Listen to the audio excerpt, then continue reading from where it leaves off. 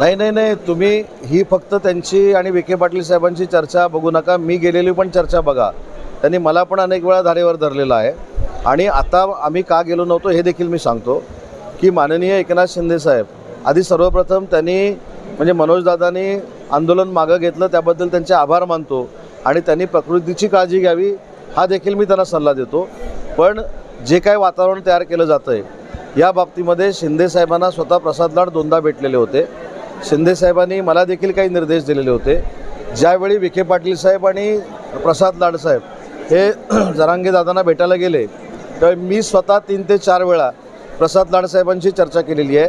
पण त्याच्यातनं त्यांनी मला क्लिअर कट सांगितलं की तुम्ही रत्नागिरीमध्ये आहात, इथून आता छत्रपती संभाजीनगरला गाडीनं येण्यापेक्षा विखे पाटील साहेबांचं असं म्हणणं आहे की सरकारचंच शिष्टमंडळ म्हणून आम्ही या ठिकाणी आहोत, आम्ही त्यांची समजूत काढण्याचा प्रयत्न करतो आहे, तुम्ही एवढा प्रवास करून येऊ नका, हे विखे पाटील साहेबांनी सांगितल्यामुळं मी तिथं गेलो नाही.